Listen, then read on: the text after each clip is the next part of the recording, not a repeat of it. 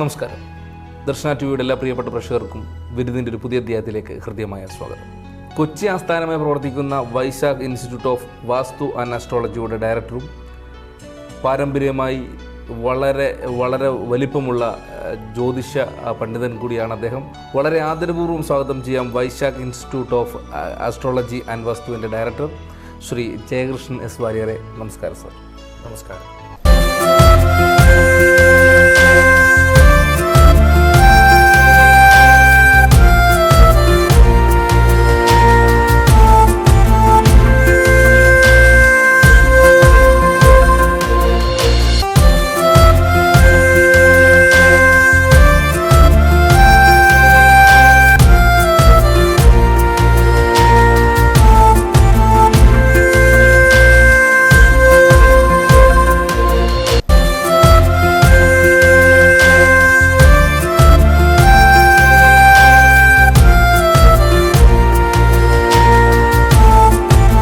എങ്ങനെയായിരുന്നു തുടക്കം എന്നൊന്ന് പറയാമോ? ഈ ഒരു രംഗത്തേക്കുള്ള തുടക്കത്തിൻ്റെ ആധികാരികത എങ്ങനെയായിരുന്നു? അനൂപ് വളരെ കൃത്യമായിട്ടാണ് ചോദ്യം ചോദിച്ചത്. ശരിക്കും പറഞ്ഞു കഴിഞ്ഞാൽ വളരെ പൗരാണികമായിട്ടുള്ള ഒരു വാസ്തുശാസ്ത്ര രംഗത്തും ജ്യോതിഷ രംഗത്തും പ്രവർത്തിക്കുന്ന ഒരു കുടുംബമാണ് ഞങ്ങളുടെ.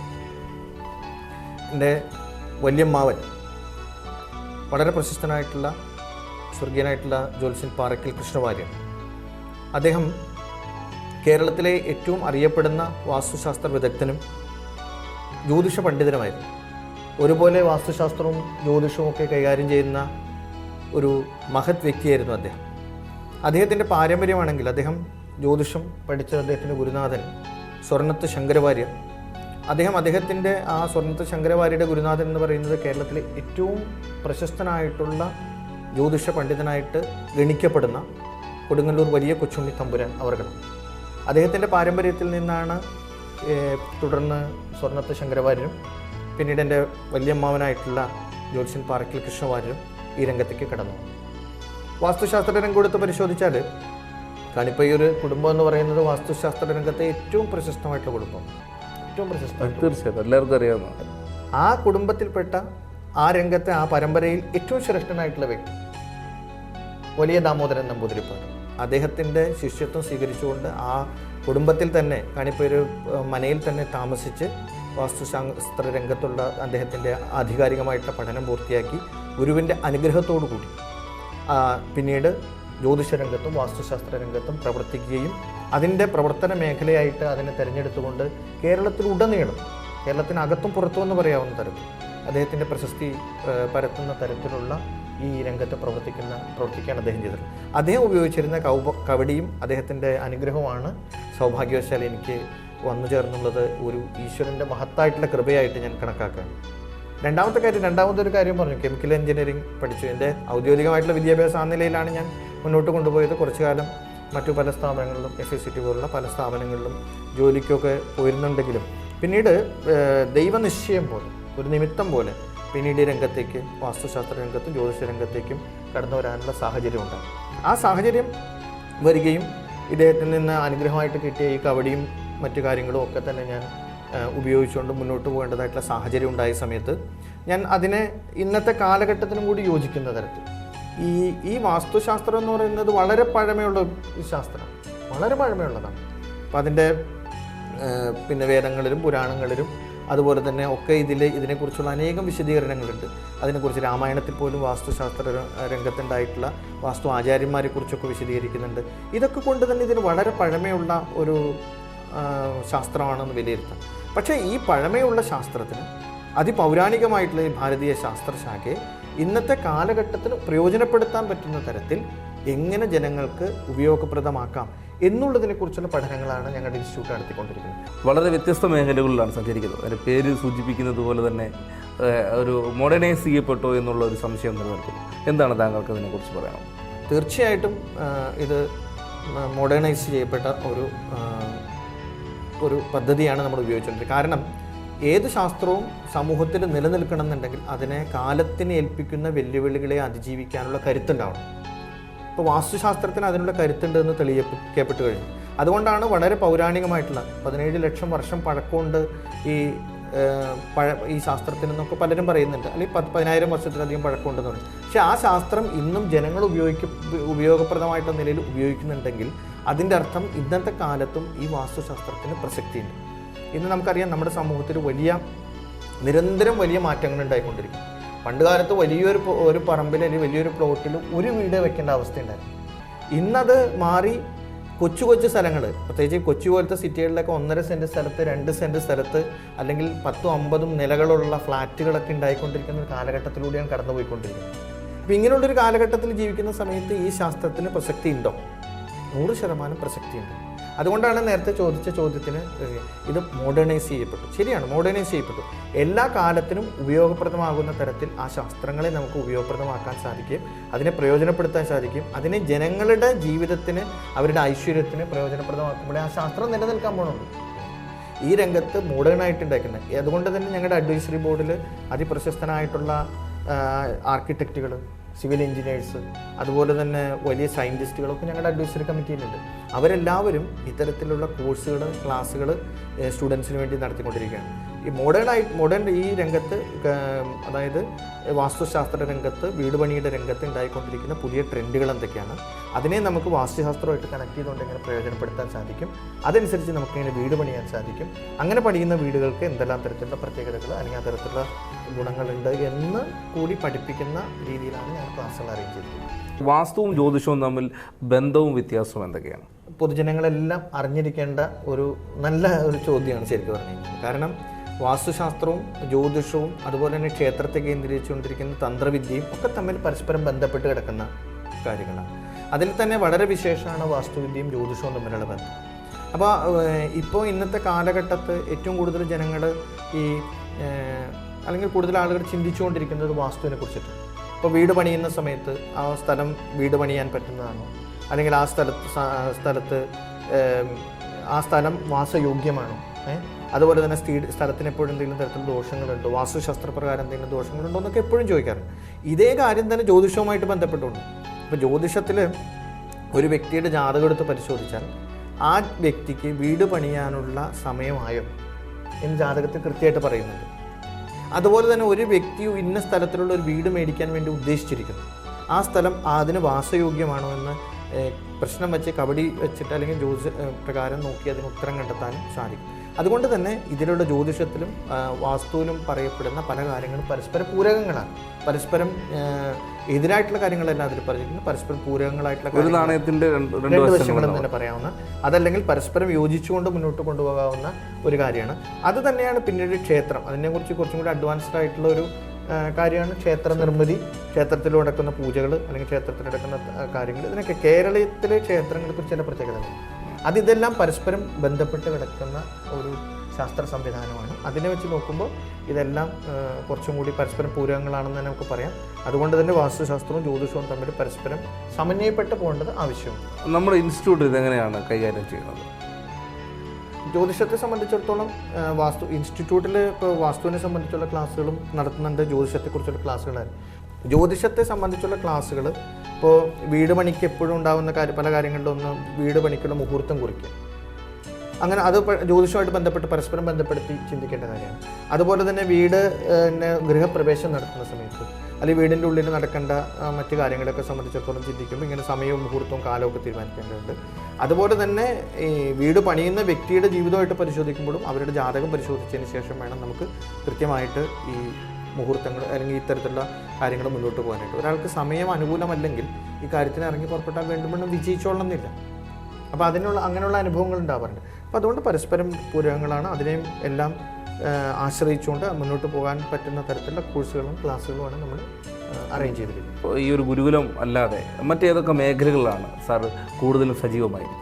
വാസ്തു ഇൻസ്റ്റിറ്റ്യൂട്ട് എന്ന് പറയുന്നത്, Vaishakh institute of Vastu and astrology എന്ന് പറയുന്ന സ്ഥാപനം ഞാൻ അടുത്ത കാലത്ത് തുടങ്ങിയതാണ്. കാരണം ധാരാളം പേര് ഈ വാസ്തുശാസ്ത്രത്തെക്കുറിച്ചിട്ടും ജ്യോതിഷത്തെക്കുറിച്ചിട്ടും ഒക്കെ പഠിക്കണം എന്ന് ചിന്തിച്ചപ്പോൾ പരമ്പരാഗതമായിട്ടുള്ള രീതിയിലുള്ള ഒരു പഠനം എന്നുള്ളതിൻ്റെ അപ്പുറത്ത് കാലഘട്ടത്തിന് പറ്റുന്ന തരത്തിൽ ആളുകൾക്ക് പ്രയോജനകരമാകുന്ന തരത്തിൽ, അതേസമയത്ത് തന്നെ കൂടുതൽ സമയം, പണ്ടുകാലത്ത് 10, 15, 20 വർഷം പഠിച്ചിട്ടാണ് ഓരോരുത്തർ ജ്യോത്സ്യന്മാരായിട്ടും വാസ്തുശാസ്ത്രജ്ഞന്മാരായിട്ടൊക്കെ പുറത്തേക്ക് ഇറങ്ങുന്നത്.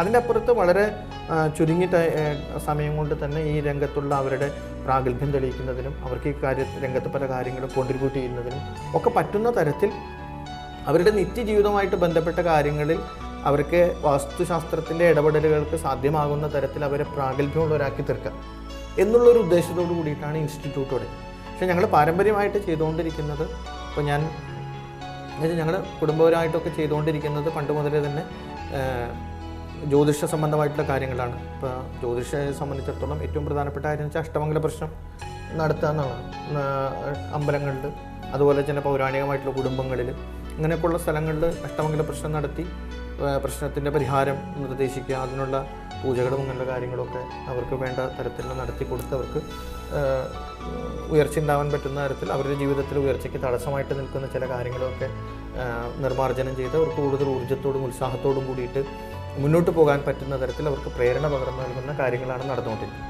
അപ്പോൾ അതിനു വേണ്ടിയിട്ട് ജ്യോതിശാസ്ത്ര സംബന്ധമായിട്ടുള്ള ജ്യോതിഷ സംബന്ധമായിട്ടുള്ള അനേകം കാര്യങ്ങൾ ഞങ്ങളുടെ ഈ ഓഫീസിനെ എറണാകുളത്തുള്ള ഓഫീസിനെ കേന്ദ്രീകരിച്ചുകൊണ്ടും അതുപോലെ തന്നെ ഞങ്ങളുടെ വീടിനോടനുബന്ധിച്ചുള്ള ഓഫീസിനെ സംബന്ധിച്ചിടത്തോളം ചെയ്തുകൊണ്ടിരിക്കുന്നുണ്ട്.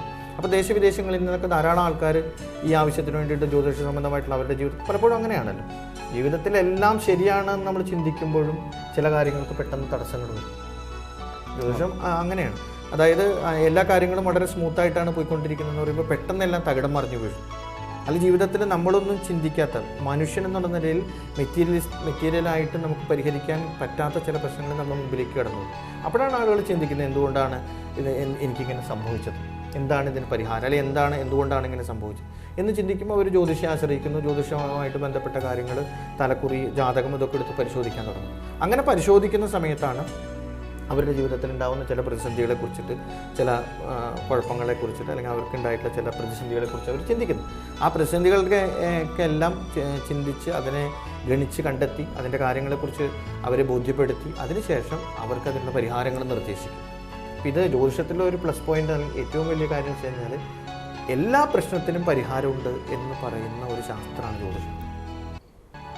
അതുകൊണ്ട് അങ്ങനെ ഉപദേശം കൊടുത്തുകൊണ്ട് അവരുടെ ജീവിതത്തിലെ പ്രതിസന്ധികളെയും പ്രശ്നങ്ങളെയും മാറ്റി നിർത്തി ഐശ്വര്യപൂർണ്ണമായിട്ട് ജീവിതത്തിൽ, അല്ലെങ്കിൽ കടുത്ത പ്രതിസന്ധി വരുമ്പോൾ ഇതൊക്കെ ജീവിതത്തിൻ്റെ ഭാഗമാണ്, ഇതിനൊക്കെ നമ്മൾ നേരിടേണ്ടതാണ്, അല്ലെങ്കിൽ നേരിടാനുള്ള കരുത്ത് പറഞ്ഞു കൊടുക്കുന്ന ഒരു ഫിലോസഫിയാണ്. അങ്ങനെയുള്ള തരത്തിലുള്ള ജ്യോതിഷ സംബന്ധമായിട്ടുള്ള കാര്യങ്ങൾ വീണ്ടും വണ്ണം പോസിറ്റീവായിട്ട് ജീവിക്കാൻ ആളുകളെ പ്രേരിപ്പിക്കുന്ന ഈ സിദ്ധാന്തത്തെ ഉപയോഗപ്രദമാക്കിക്കൊണ്ടുള്ള അനേകം കാര്യങ്ങളാണ് ഞാൻ ചെയ്തുകൊണ്ടിരിക്കുന്നത്. അപ്പോൾ അതിൻ്റെ ചിലർക്ക് ചില ദോഷങ്ങൾ കണ്ടു, അല്ലെങ്കിൽ ചില വിഷമങ്ങൾ കണ്ടു, ചില പ്രയാസങ്ങൾ കണ്ടു. അപ്പോൾ അതിന് ചില പരിഹാരങ്ങളും ഉണ്ട്. ഇതിൽ ജ്യോതിഷത്തിന് അങ്ങനെയുണ്ട്, എല്ലാ പ്രശ്നത്തിനും പരിഹാരമുണ്ട്. അപ്പോൾ അതിന് പരിഹാരമായിട്ടുള്ള ചില കർമ്മങ്ങൾ, ചില പൂജകൾ, ചില പ്രാർത്ഥനകൾ, ചില പ്രായശ്ചിത്തങ്ങൾ, ചില ദാനങ്ങൾ, അതൊക്കെ ചെയ്തു കഴിഞ്ഞാൽ അതിന് പരിഹാരം ഉണ്ടാകുന്ന ജ്യോതിഷത്തിൽ തന്നെ പറയുന്നുണ്ട്. അപ്പോൾ അതനുസരിച്ചുള്ള പരിഹാരങ്ങളും അതനുസരിച്ചുള്ള പ്രായശ്ചിത്തങ്ങളും അതനുസരിച്ചുള്ള കർമ്മങ്ങളും ചെയ്യാനുള്ള സംവിധാനവും നമ്മൾ ചെയ്തു. അങ്ങനെയുള്ള കാര്യങ്ങൾ ജ്യോതിഷം ഉണ്ടാക്കി. പിന്നെ അനേകം വീടുകൾ വാസ്തുപ്രകാരം ഡിസൈൻ ചെയ്ത് ഞാൻ കൊടുത്തിട്ടുണ്ട്, കേരളത്തിനകത്തും പുറത്തുമുണ്ട്. അതുപോലെ തന്നെ ക്ഷേത്രങ്ങൾ പണിയിപ്പിച്ചു കൊടുത്തിട്ടുണ്ട്, അതിൻ്റെ കണക്കുകൾ, കൾച്ചർ. അതുപോലെ തന്നെ ചോളവ കാലഘട്ടത്തുള്ള അനേകം ക്ഷേത്രങ്ങളുടെ റിനോവേഷന് വേണ്ടിയിട്ട് അവിടെ പ്രശ്നം വയ്ക്കുകയും അവർക്ക് പരിഹാരങ്ങൾ നിർദ്ദേശിക്കുകയും അവിടെ കാര്യങ്ങൾ ചെയ്തു കൊടുത്തിട്ടുണ്ട്. ക്ഷേത്രങ്ങൾ പണിത് കൊടുത്തിട്ടുണ്ട്, പ്രതിഷ്ഠ നടത്തി കൊടുത്തിട്ടുണ്ട്. നമ്മൾ അനേകം ആക്ടിവിറ്റികൾ ഇതുമായിട്ട് ബന്ധപ്പെട്ട് ചെയ്തുകൊണ്ടിരിക്കുന്നുണ്ട്, ഭഗവാന്റെ കൃപയാണ്.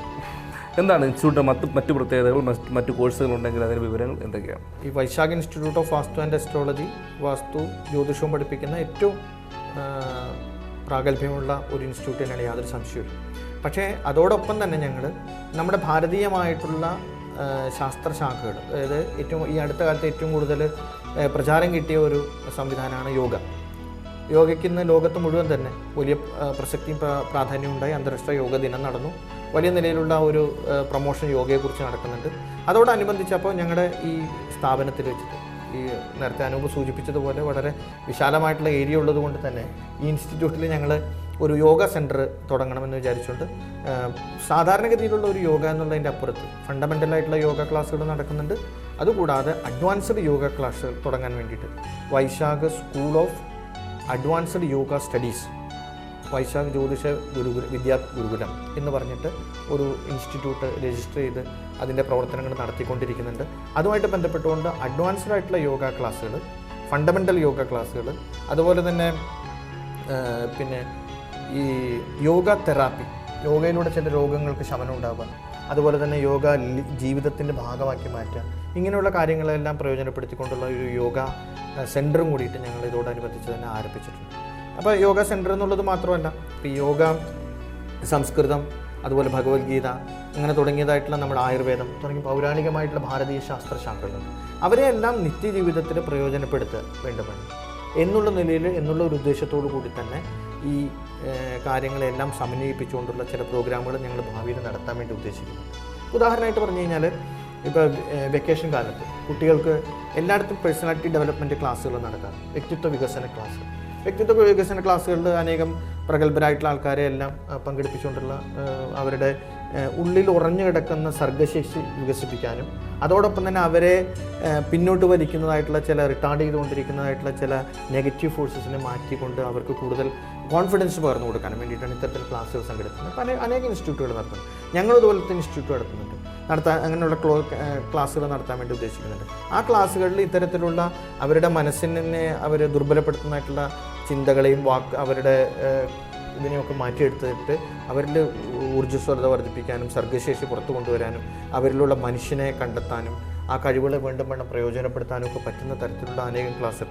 അതിന് ഈ യോഗയും സംസ്കൃതവും അതുപോലെ തന്നെ ഗീതയും, അതുമാത്രമല്ല ബാക്കി ഇപ്പോൾ മോഡേൺ ആയിട്ടില്ല, ഞാനതാ പറഞ്ഞത്, ഇപ്പോഴും പലപ്പോഴും പറയുന്നത് ഭാരതീയ ചിന്തകൾക്കൊക്കെ ഉള്ളൊരു പ്രത്യേകത അത് ചിരപുരാതനമാണ്, നിത്യനൂതനമാണ്. കുടുംബ വിശേഷങ്ങളിൽ പോയി കഴിഞ്ഞാൽ വീട്ടിൽ ആരൊക്കെയാണുള്ളത്, അവരുടെ വിശേഷം കൂടി പങ്കുവച്ചാൽ സന്തോഷം. വളരെ തിരക്കുള്ള പ്രവർത്തനങ്ങളെന്ന് അനുഭവം. സത്യത്തിൽ ഈ തിരക്കുള്ള എല്ലാ പ്രവർത്തനവും ഭംഗിയായിട്ട് നടക്കുന്നത് ഞാനൊരു വ്യക്തിയുടെ ഗുണമുണ്ടല്ല, ഞങ്ങളുടെ കുടുംബം എല്ലാം ഒരുമിച്ച് ഒരു മനസ്സോടു കൂടി ഈ പ്രവർത്തനത്തിൻ്റെ ഭാഗമായിട്ട് നിൽക്കണതുകൊണ്ടാണ് ഈ കാര്യങ്ങളെല്ലാം നന്നായിട്ട് മുന്നോട്ട് പോയിക്കൊണ്ടിരിക്കുന്നത്. അതിൽ ഏറ്റവും പ്രധാനമായിട്ട് ഭാര്യയാണ്.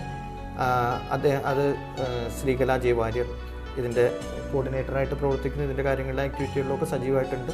പിന്നെ അറിയപ്പെടുന്ന നല്ല നിലയിലുള്ള ഒരു ബിൽഡിംഗ് ഡിസൈനറാണ്. പിന്നെ അതുകൂടാതെ അനേകം സാമൂഹ്യ പ്രവർത്തനങ്ങൾ ചെയ്തുകൊണ്ടിരിക്കുന്നതാണ്. നാരായണീയം, ഭഗവത്ഗീത തുടങ്ങിയ ക്ലാസ്സുകളൊക്കെ സംഘടിപ്പിച്ചിട്ടുണ്ട്.